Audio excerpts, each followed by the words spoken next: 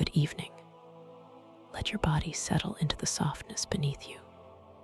Breathe slowly and easily. Inhale gently and exhale. Let each breath carry away the day a little more. Tonight, I will tell you a long, quiet story to carry you into sleep. A calm, warm retelling of a strange and wondrous voyage. A tale of friends and places beyond most maps. It will move softly and steadily like the tide, so you may relax and drift. Wherever you are now, let that place hold you safe. Close your eyes if you wish, and allow the voice to become your companion as it guides you through moonlight and hidden caverns, through gardens of glow and seas of color, and toward a gentle rest. There was once a man named Dr. Walter T. Goodwin. He was a thoughtful, careful man, a watcher of plants and seas and the slow mysteries of living things. His life had been one of patient travel and quiet study, moving along islands and coasts, collecting the little parts of the world that tell long stories about times before ours. One evening, while his ship crossed warm, fragrant waters under a soft, dim sky, he met an old friend he had not expected to see. Dr. David Throckmorton, called Throck by friends, a man whose curiosity and large, warm heart had led him into the most extraordinary places. Throck carried with him a tale of wonders and alarms, a confession, really, of a journey that had remade him inside. He spoke with urgency and a little wild sorrow about strange lights that marched like paths across the sea at night, and about a luminous thing known as the Shining One. Goodwin listened as the moon lifted and dipped beyond thin clouds. Throck's hands trembled, and his voice grew soft in parts and sharp in others. He told of ruins in the Pacific, of great squared islands and basalt walls built by hands whose names are lost to ordinary maps. He had been there with his wife, Edith, a companion whose intelligence and love had gone into every step of their work. They had explored terraces and carved stones, and beneath one such wall, a slab of odd, cold stone, they had found a rounded hollow like the mouth of a hidden pool. Where the stone formed a door, 7 tiny round bosses lay in rows. Touching them had made the stone move, and a chamber had opened down into a place of veiled light and a circular pool that seemed to drink the moon. Over the pool hung a vapor that would gather into shapes, and from 7 lights high, above 7 little moons, shafts of colored rays would fall and shape something that could themselves walk upon the moon's light. That creature, Throck whispered, had a beauty like glass and a terrible, irresistible call, both sweet and fearsome at once. It drew people toward that pale water with music like bells and a feeling of deep, endless longing. Some who came near did not return the same way, some did not return at all.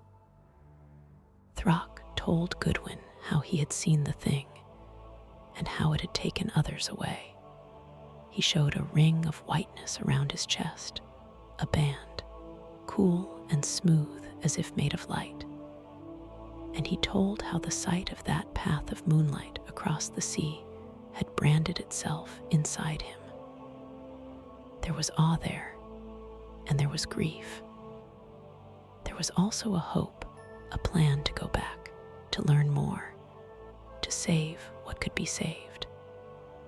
It was Throck's hope that drew Goodwin toward the same islands. The moon spent its slow course above them. The sea moved and hissed. In the days after Throck's encounter, he and his wife and their friends traveled between the great bulwarks of ancient walls. The place had a hush to it, an old, patient silence, as though the stones listened and remembered. They found a slab slightly different from the basalt beside it, a slab that gave a faint chill to the touch, smooth like pale calcite. Lines of 7 little round circles sat high upon it. When sunlight later struck small instruments the explorers had set up, those circles glowed, and the slab turned like a door on a hinge, revealing a narrow passage that led down and down until the air grew cool and the light itself felt different. In the deep chamber beyond, they found a round pool, still and blue as a meditative eye. Above it hung 7 columns of colored light, soft and steady, and within the water misty swirls gathered and rose. Out of those swirls, with time, shaped something that was more than water and more than light. The creature that formed there held around it a delicate agony and joy at once, a tenderness and a sadness braided together in its face like 2 bright threads bound into one. It had 7 little globes above it, quiet and like moons, and from them fell columns of color into the pool and into the thing that rose and moved. When it walked, its motion and voice were like music of glass and bell notes that both warmed and chilled the heart. At first, the scientists tried to explain everything as precisely as science would allow. Perhaps certain vibrations in the air and the action of light upon strange rock could coax mist into forms. Perhaps the colors affected people's nervous systems so that their sleep would come at the same slow pace as the moon's rise. When the tired human mind is touched by unfamiliar sounds, especially little crystalline tinkles, it can melt into a dreaming twilight. So they made preparations, masks, and small breathing devices. And they settled into watchful places in the stone chambers to learn, to observe, and to protect each other as best they could. Yet on a night of great moon, they learned how thin the line between careful study and helpless wonder can be. The bell music rose, and the moonlight poured heavier. One by one, the watchers were held by a sleep so deep and gentle that they could hardly resist it.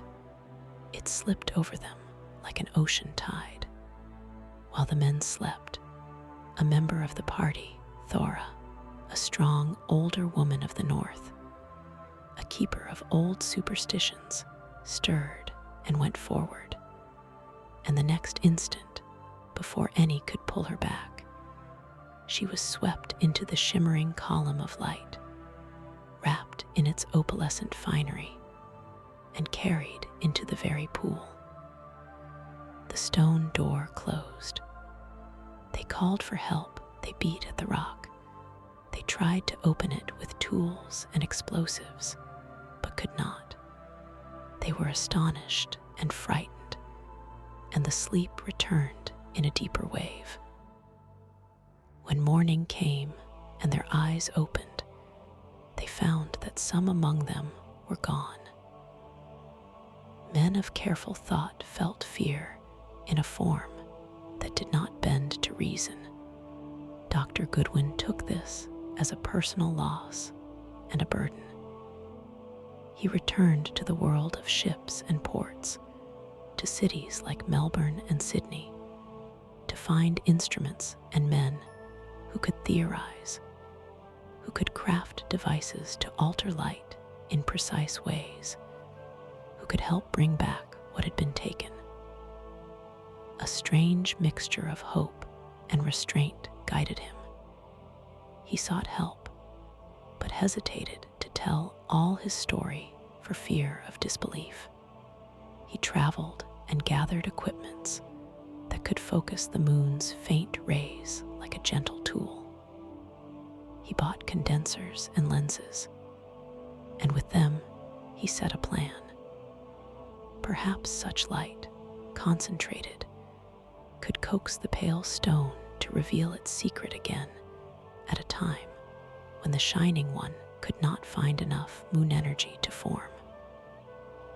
He wanted to understand the mechanism of opening and to discover what lay beyond with knowledge and with a prepared plan. He found allies in unlikely places. On the way back into those whispering seas, his little party met men of other stripes. A former flying officer, bright-hearted and quick as a sword, named Larry O'Keefe, who carried a laugh and a steady courage, and a great Norse seafarer, hulking and wholehearted, who had known the sea and strange misfortunes, also crossed the path of a Russian scientist who had earlier come to the same islands with secret aims, but who had been frightened off and had tried alone at the edges of the secret places. The ocean brings people together, scientists and sailors and poets in their ways, and so, tightly and gently, a band was formed. They set out to the island where the moon door had stood, and there, through mangroves and channels, they found terraces and steps, and the great slab that had opened and closed at the touch of moonlight. They put their condensers in place, and when the moon rose, they watched the 7 little circles upon the slab begin to glow. The stone turned, the channel opened, and down the passage they went, moved by a restless, thoughtful curiosity that had more than a touch of tenderness to it. Within the chamber of the moon pool, they found the pale column of water and the falling shafts of color. Mist rose and gathered into glowing shapes. The men tried to strike the globe sources where the rays focused, to drive away the things formed by the pool. And it is here the story turns into a difficult thing to listen to gently. The light and mist that formed the dweller, the Shining One, had a power that reached into places of heart. It reached into one of the women who stood there and swept her into the pool. She went down into blue and glow, and with her went the creature. The others looked at each other with a sudden, deep, old-bone grief, and the horror in their faces was the horror of learning that sometimes we are harnessed to forces that are not only the mechanics of light, but the mechanics of longing. Goodwin fled the islands with a grief turned to purpose. He promised to return to learn, to find a way to offer help and solve what could be solved. When finally the band returned, the curious mix of courage and tenderness, the islands had shifted. Where once a door had stood there lay only fallen stone. Whole pieces of the little square island had sunk beneath the waves. It could have been land subsidence that hid the passage, or it might have been some deeper shifting of time's own skin. The moon pool and its 7 little moons were buried under the sea. Goodwin knew with a steadiness that comes from sorrow, that the way was closed to him now. The place where memory and mourning had met the sea had been sealed. He had to look for other ways to find those he had loved and lost. The story keeps both its wonder and its sadness. It keeps its sense that there are places where music and color make a living shape, and that those shapes have the power to reach the human heart in ways that are not only beautiful but cruel. It keeps also the idea that love itself can be a kind of light, and that sometimes to save others, people must offer their own most precious things. In the quiet fold of the story's later hours, as the towers and arches fell, and as the shining one's grip on its slaves loosened, others who loved one another made a different kind of offering.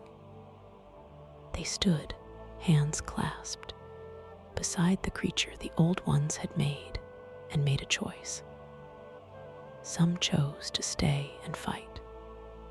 Others chose to take a different path, to go into the presence of the thing itself with a brave, radiant love in their hearts.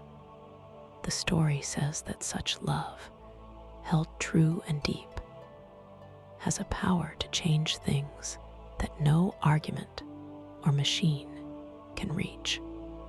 As the tale draws to its close, the sea rests and the island stones cool. The nights far out there upon the ocean are softer than they were before. The moon lays its silver across water and reef, and distantly, the ruins wait like hidden books whose pages have been wet by the tides of centuries. Dr. Goodwin returns to his notebooks and to his memories. He holds in his mind the faces of those he loved and lost. He writes, not to brag or to shock, but to put into careful shape the lessons that lie behind his grief. How curiosity must be paired with care, how courage must be paired with compassion, and how love, also, when given fully, has the strange power to reach beyond the boundaries we thought fixed. Now breathe in slowly and softly. Each breath takes in calm and leaves behind the day. Each breath is a gentle wave. Think of the places in the story as a soft landscape to visit in your sleep. A quiet island, a pale pool, a bridge of rainbow stone, a garden of glow, a room of warm light.